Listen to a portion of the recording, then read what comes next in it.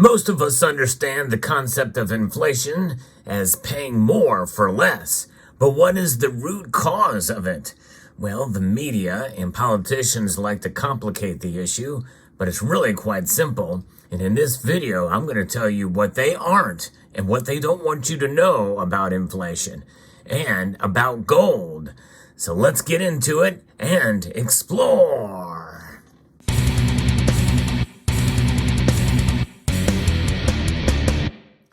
Inflation is something that you're hearing a lot about, and continual to this day, many people are starting to grasp that it is certainly a burden that we don't want, and is continuing to tighten its grip around our finances.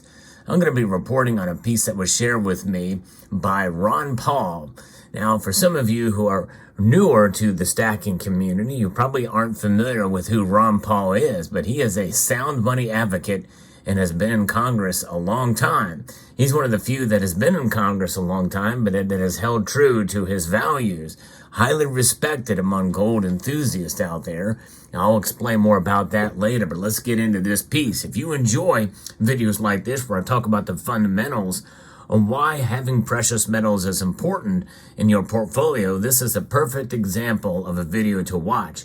I hope you will consider subscribing to the channel and pressing that like button down below if you find this content valuable. Now, this is a recent piece by Ron Paul, and he says that President Biden recently repeated the claim that high prices are caused by greedy businesses. Biden is not alone in trying to gaslight the people into thinking price inflation is rooted in the actions of private individuals and not the fiat money system Americans have lived under since 1971. Now, for those of you who don't know, in 1971, it was President Nixon, a Republican, who closed the window on the dwindling gold standard that was renegotiated back in 1944 in Bretton Woods, New Hampshire. And how he closed that, which means that we completely have shifted into a fiat money system. And Ron Paul is exactly right. It is indeed money, but it is money that is devaluing at a rate of 3.1% per year as of the latest, most recent figure on inflation. That is on top of an already high inflation rate the year before. We are sitting at a 40-year high of inflation. And why is that? Well, we'll get into that in a moment. In the media, we see excessive consumer spending on luxury items. For example, being blamed for continued price inflation. The fact is that increased consumer demand can only cause prices to rise in those sectors of the economy subject to the increased demand. Prices increase across the economy are always the result of the Federal Reserve's conduct of monetary policy. That's right, there's only one entity to blame on this. Well, there's two.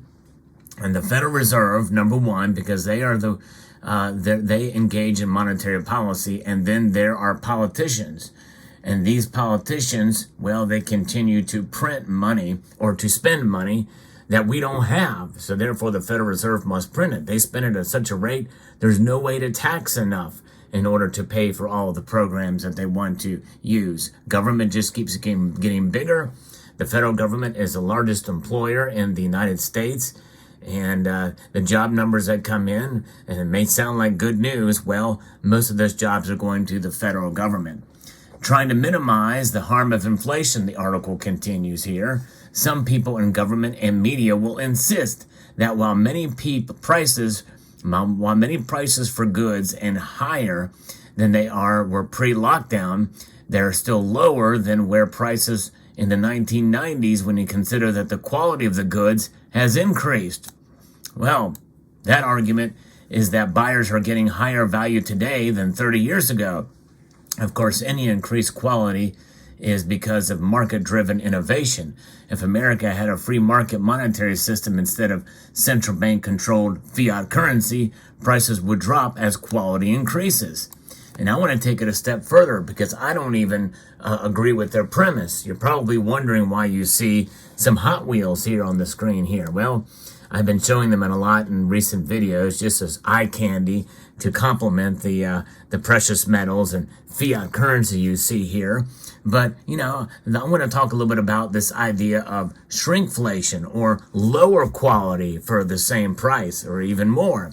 Because, Hot Wheels has been able to fight inflation to some degree because their profit margins have increased. Because there was a time when, yes, you could have a fully die-cast Hot Wheels vehicle made of metal, except for the windows and the wheels.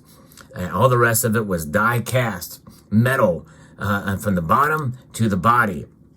And that's a high-quality and heavy vehicle. Nowadays, though, and here's another example of an older Hot Wheels car. And you can see it has this is from the 90s. It has a bottom that is made of metal and a body that is made of metal. But nowadays, you don't have that. You have a metal or even a plastic body, and you have a plastic bottom. Here's an example from 2010, and long before we see inflation that we've got today. But the fact is inflation is a continual monster at a rate of 2% per year, according to the Fed's target. And so when you have things like this, where you have the body is being plastic and the bottom is being plastic, very light vehicles compared to the solid die-cast, that is what is known as shrinkflation. But really, let's just cut right down to it. It's still inflation. It's still inflation. It just manifests itself differently. So the same price for less quality, or in some cases you buy more for less, such as the case where you may buy a bag of chips and most of the bag is air, and they just put less chips in the bag for the same price. That's what's known as shrinkflation. But in reality, it's just another manifestation of inflation. They're just hiding it by the weight and the quality. And so that is really what's happening here. Now, in terms of Moore's laws and computing, well, there could be an argument for that. Some things like clothing really has been pretty amazing how they've been able to hold on to the prices they've had, but likely because their profit margins are higher, and maybe some of the other products, and there's some other factors that are in play. Notwithstanding, most everything has gone up, and gone up much more dramatically than the official CPI number. It's important, as the article continues, it's important not to ignore the fact that the Federal Reserve's devaluation of the dollar's purchasing power creates an incentive for individuals to spend money as soon as they receive it, and a disincentive for them to save. That's a very important statement by Mr. Ron Paul. Brilliant, and that is amazing, because inflation is essentially contributing to economic stimulus. People don't want to hold dollars, so that what they're doing is they are buying goods and services that indeed will go up in price, guaranteed month over month. In fact, at these latest numbers, we had a slight uptick in percentage in increase in inflation month over month. And so inflation is continuing to rear its ugly head here. Some people are buying things and stocking up on things, and that's contributing to the gross domestic product. Hence why we are not in an official recession.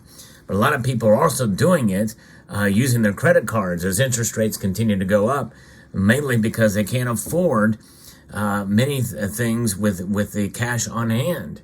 And so that's going to cause a debt problem that's going to come back and bite Americans, and much quicker than it will bite the United States government with the debt that they're incurring with deficit spending, because they'll just print more money.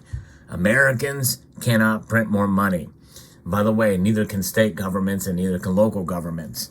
And that all has to come from the feds. And the Fed bails out many state and local governments all the time. There's a lot of money trickling down, actually gushing down into state and local governments. It's insane. Nonetheless, this statement is very important, and this is exactly what's happening. Ron Paul has nailed it here. It's because the dollar will have less value a year from now than today. In fact, I just demonstrated how it'll have less value a month from now. Therefore, high levels of spending are a rational response to an irrational fiat money system. High prices and supply shortages were inevitable after the lockdowns. However, prices would have adjusted back more if the Federal Reserve had not pushed interest rates to zero. While the Fed has raised interest rates, it has not raised rates anywhere near where they would likely be in a free market. In fact, rates are not at historically high levels at all. He's exactly right there. Yet many worry the Fed's rate increases are pushing the economy towards a recession. This shows how addicted Americans are to the Fed's easy money, and which is why also it's going to happen. We're going to see the Federal Reserve lower rates come next year, by the middle of next year, just in time for the election, to inject more stimulus and to stimulate the economy and to help those in power. When the dollar's purchasing power erodes, workers will seek higher wages.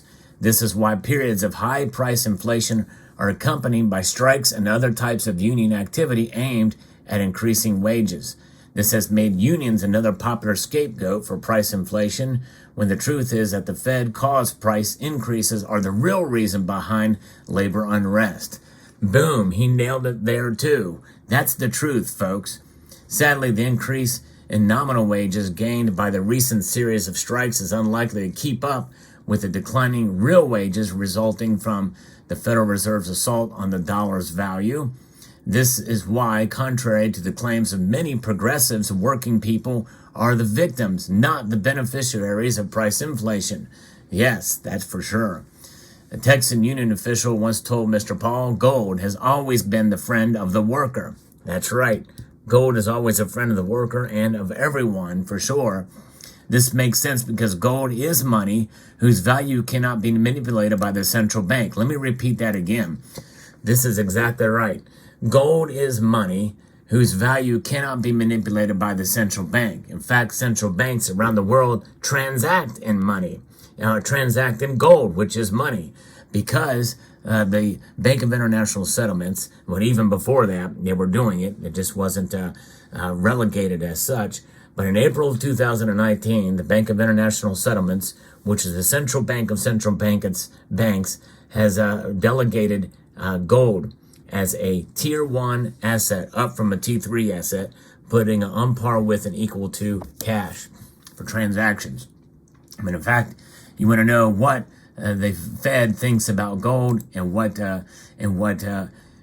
Ron Paul thinks about gold. You may remember this exchange from back in 2011 with then Chairman of the Federal Reserve, Ben Bernanke. Do you think gold is money? No. It's not money. Even if it has been money for 6,000 years, somebody reversed that and eliminated that economic law. Well, it's an asset. I mean, it's the same. Would you say Treasury bills are money? I don't think they're money either, but they're a financial asset. Why do central banks hold it? Well, it's a form of reserves. Why don't they hold diamonds? Well, it's tradition, long-term tradition.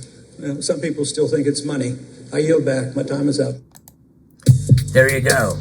And so that is the bottom line. Economic law that transcends the United States. It transcends space and time of all different empires, epochs, generations, and nation states. Gold is indeed money and has been an economic law for thousands of years. And I think that is quite telling, that exchange. Inflation, the article continues, is the act of money creation by the Fed. That's the bottom line. This is what they don't want you to know. This is not what they are going to be telling you. They're going to blame it on everything and everyone, including private citizens, including corporations. And of course, many of these corporations, especially the big ones, have pretty much become progressive leftists, especially with regards to ESG and DEI. And so they're doing that. They're trying to buddy up with the government and those in power and in control because they want to continue to profit, and they don't want to be scrutinized. And so they buddy up to them. And it's really a shame. And this is what's happening. But nonetheless, the inflation is the act of money creation by the Fed. And high prices are a symptom. Those are the symptom of inflation, not a cause.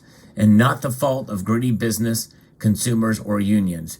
The Federal Reserve is also the engine of the welfare warfare state. Therefore, to restore a system of limited government, individual liberty, and free markets, Congress must cut spending and audit, then end the Federal Reserve. And you know what? It's a pipe dream. It'll never happen, at least anytime soon. There's no political capital to make that occur, but he's exactly right. It's really the only way to save us and step in a right direction. But what's going to happen? Well, Ron Paul probably knows this too, is they are going to reset the dollar. They already have the trick up their sleeve. They've already got the foundation for that. The rail system of a central bank digital currency is enacted as we speak. It is called Fed now, and that is where we are headed. So that is the truth about inflation, and the truth about gold is that it is indeed money, and it has been a stable store of value for thousands of years and will continue to be the case. Let me know what your thoughts are in the comment section down below. Hope you found this video informative, insightful, and educational. I'd like to extend a multitude of gratitude to each and every one of you for taking the time to watch, and to encourage you to please rate, share, comment, and subscribe.